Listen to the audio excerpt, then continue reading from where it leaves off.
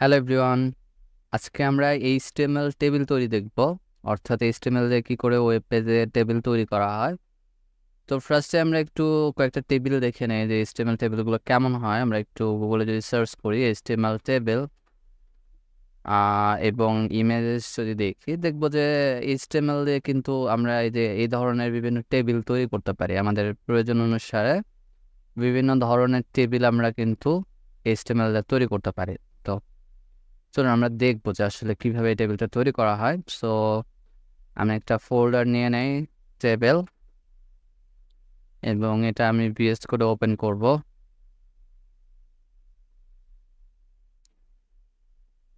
ফার্স্টে আমি আমার একটা ফাইল নিয়ে নেই index.html, এবং এটার মধ্যে আমি আমার HTML এর যে স্ট্রাকচারটা এটা লিখে নিলাম।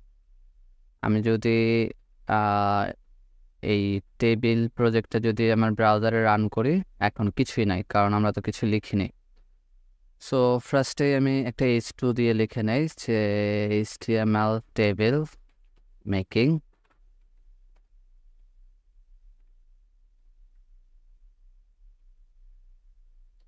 এবং আমি যদি রিলোড করি তো এর নিচে আমরা টেবিলটা তৈরি করব।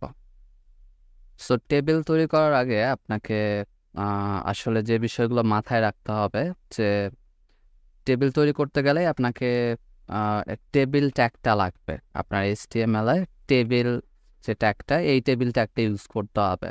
তো টেবিল একটা ডবল ট্যাগ, এবং টেবিল ট্যাগের মধ্যে আমরা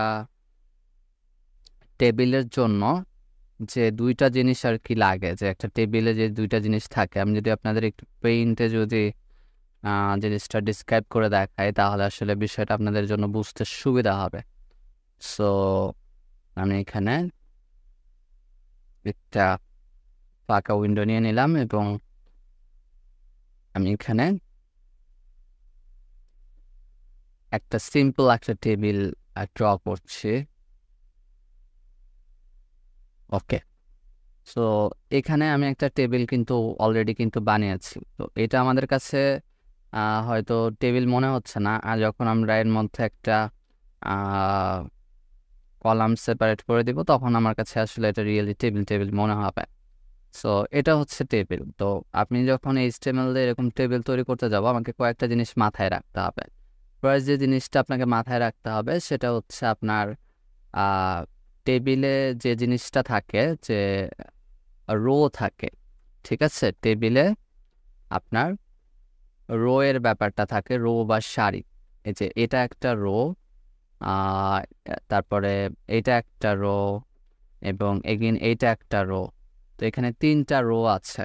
তো রো কোনটা? রো হচ্ছে আমার যে এখানে হরিজন্টাল বরাবর যে লাইনটা, এটাই কিন্তু রো। তো এই প্রত্যেকটাই এক একটা রো। তো এখানে আমার তিনটা রো আছে। তো আমরা যখন HTML এর টেবিল তৈরি করব, যখনই আমার একটা রো প্রয়োজন হবে, তখনই আমাকে যে ট্যাগটা ইউজ করতে হবে টেবিল রো, এটা শর্ট ফর্ম হচ্ছে টিআর ট্যাগটা ইউজ করতে হবে। সো টেবিলের মধ্যে আমি টিআর ট্যাগটা নিয়ে নিব, এবং টিআর ট্যাগের মধ্যে টেবিলের যে আরেকটি ইম্পর্টেন্ট বিষয়, সেটা হচ্ছে আপনার কলাম। তো এখানে এইটা একটা কলাম এবং এইটা আর একটা কলাম, এখানে দুইটা কলাম আমাদের টোটাল আছে। তো এখানে এই যে দুইটা কলাম যে আছে, এইটা যদি আমরা HTML এ তৈরি করতে চাই, কলামকে টেবিল আসলে HTML এ কলামকে আসলে বলা হচ্ছে টেবিল ডেটা। মানে কলামে যেহেতু ডেটাগুলো থাকে, সেলে যেহেতু ডেটাগুলো থাকে, তাই এটাকে সংক্ষেপে টেবিল ডেটার যে ফর্মটা, সংক্ষেপে এটাকে বলা হয় টিডি ট্যাগ। সো তাহলে আমাদের এখানে এই টিআর এর মধ্যে, মানে একটা রো এর মধ্যে আমার কয়টা কলাম হবে, একটা রো এর মধ্যে আমার কয়টা কলাম হবে, ততগুলো আমাকে টিডি ট্যাগ ইউজ করতে হবে। তো টিডিও একটা ডাবল ট্যাগ। আমার এখানে যেহেতু আমি যেটা ড্র করছি সেটাই আমি আপনাদের HTML এ তৈরি করে দেখাই। তো এটা হচ্ছে আমার একটা টিডি ট্যাগ, এবং সেকেন্ড এটা আর একটা টিডি ট্যাগ। মানে এখানে তাহলে দুইটা কলাম কিন্তু আমার হয়ে গেল। এরকম আমার টেবিলে তাহলে আমার কয়টা রো লাগবে? আমার এখানে আমি টেবিলের তিনটা রো। তাহলে আমার একইভাবে কিন্তু আমি এরকম তিনটা টিয়ার তৈরি করে নিব আবার, এবং প্রত্যেকটা টিয়ারে কিন্তু আমার দুইটা করে টিডি থাকবে। আমি আবারও যদি টিআর আর একটা নিয়ে নেই, এবং এর মধ্যে কিন্তু টিডি থাকবে। মনে রাখবেন টিআর, টিডি বা টেবিল সবগুলোই কিন্তু ডাবল ট্যাগ। ওকে, এবং এই পুরো টিআর এর ব্যাপারটা কিন্তু আমার টেবিল ট্যাগের মধ্যে কিন্তু হবে, ঠিক আছে? এরপরে আমি এখানে ডেটা দিয়ে দিতে পারি, লাইক আমি ফার্স্টের যে রোটা এখানে নিয়ে নিচ্ছি, যে এটা কি ডেটা আমি নিচ্ছি, যে ফার্স্টে আমি হয়তো মিস্টার এক্স এর এজ দিয়ে দিচ্ছি 40, এবং সেকেন্ড মিস্টার ওয়াই এর এজটা হয়তো আমি 50 দিয়ে দিচ্ছি। তো এখন যদি আমি রিলোড করি আমার ব্রাউজারটা, দেখবো যে এখানে কিন্তু আমার টেবিল আকারে কিন্তু ডেটাটা চলে আসছে। বাট আপনারা হয়তো মনে করছেন যে এটা তো টেবিল হলো না, মানে টেবিলের যেরকম আমরা যেরকম দেখলাম এখানে যে এটা বর্ডার আছে, সেপারেট করা আছে, এইখানে তো এই ব্যাপারটা নাই। তো এটা আসলে বাই ডিফল্ট HTML এ এটা এরকম থাকে না, আপনাকে এটা স্টাইলিং করে এই জিনিসগুলো আপনাকে কন্ট্রোল করতে হবে। সো এটা আমরা কিভাবে করতে পারি, আমরা ফার্স্টে টেবিল যে ট্যাগটা, এটার একটা অ্যাট্রিবিউট ইউজ করতে পারি বর্ডার, এবং বর্ডারের মধ্যে আমরা দিয়ে দিতে পারি যে এটা আমি কত পিক্সেলের বর্ডার চাচ্ছি, লাইক আমি 1 পিক্সেল বর্ডার চাই। তো এবং 1 পিক্সেল দিয়ে আমি এখন রিলোড করি, দেখবো যে একটা বর্ডার কিন্তু চলে আসছে। তো বর্ডারটা চলে আসছে বেশ ভালো, বাট তারপরেও আপনাদের মনে হতে পারে যে বর্ডারের মধ্যে আবার তার মানে প্রত্যেকটা সেলের বর্ডারের মধ্যে মনে হচ্ছে ডবল বর্ডার এরকম মনে হচ্ছে।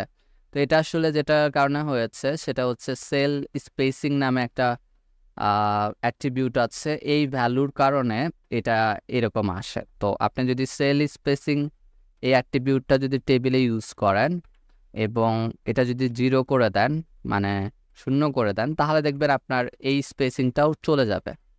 এই দেখেন আমার এই স্পেসিংটা কিন্তু এখন কিন্তু চলে গেছে, এবং এটা কিন্তু এখন কিন্তু রিয়েলি যে একটা টেবিলের মতো এটা কিন্তু মনে হচ্ছে। এবং এখন আমি চাই যে এই টেবিলের যে প্রত্যেকটা সেল, এই সেলের মধ্যে একটু জায়গা একটু বৃদ্ধি করতে, যে এরা একটু স্পেস নিক, তাহলে আমি আর একটা অ্যাট্রিবিউট ইউজ করতে পারি, এটা হচ্ছে সেল প্যাডিং।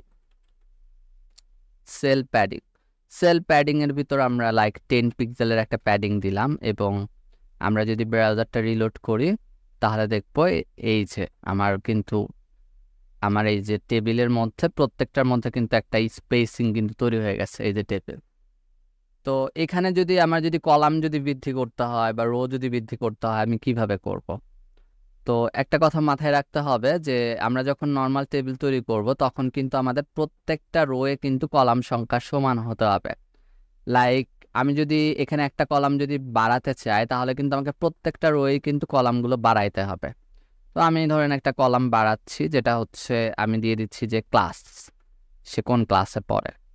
তো এখানে আর একটা টিডি তাহলে আমাকে নিতে হবে নিচেরটাতে, এবং এখানে আমি দিয়ে দিচ্ছি লাইক সে ক্লাস 10-এ পড়ে, এবং আর একটা আমি নিয়ে নিচ্ছি, এটা হচ্ছে সে ক্লাস লাইক 9-এ পড়ে। এরকম আমি একটা ভ্যালু নিয়ে নিলাম, জাস্ট ডেমো ভ্যালু। তাহলে দেখেন এখানে কিন্তু আমার কলাম কিন্তু বেড়ে গেল। তো কি করলাম, আমি প্রত্যেকটাতেই কিন্তু আমি টিডিটা বৃদ্ধি করে নিচ্ছি। আর আমি একটা রো বাড়াতে চাই, তাহলে আমাকে জাস্ট আর একটা টিআর নিতে হবে। আমি একটা টিআর নিয়ে নিব, এবং এই টিআর এর মধ্যে আমার যে টিডিগুলো 3টা টিডি আমি দিয়ে দিব, এবং ভ্যালুগুলো দিয়ে দিব, যে মিস্টার জেড ভ্যালু দিয়ে দিচ্ছি 20, এবং ক্লাস দিয়ে দিচ্ছি 10। এবং আমরা এখন ব্রাউজারটা রিলোড করি, দেখবো যে এই যে আমার টেবিল কিন্তু রেডি। আমার HTML যে সিম্পল টেবিল, এটা কিন্তু আমরা তৈরি করে ফেলতে পারছি। তো এইভাবে আসলে নর্মালি টেবিলটা তৈরি হয়। তো এখানে একটা বোঝার বিষয়, সেটা হচ্ছে যে টেবিল কিন্তু আপনি একটু বুঝে বুঝে করবেন, যে আপনার প্রথমে টেবিল একটা ডাবল ট্যাগ, এবং এই টেবিল ট্যাগের মধ্যে আপনার যতগুলো রো হবে ততগুলো আপনার টিআর নেবেন, এবং প্রত্যেকটা টিআরে আমার যতগুলো কলাম লাগবে আমি ততগুলো টিডি ট্যাগ ইউজ করব, এবং টিডি ট্যাগের মাঝখানে আমি ডেটা ইউজ করব। তো এটাই হচ্ছে জাস্ট ব্যাপারটা। আই হোপ যে HTML এর টেবিল তৈরি করা এই বিষয়টা আপনারা বুঝতে পেরেছেন। তারপরও যদি কোনো প্রশ্ন থাকে আপনি কমেন্ট সেকশনে জানাতে পারেন, আমি রিপ্লাই করার ট্রাই করব। Thank you everyone.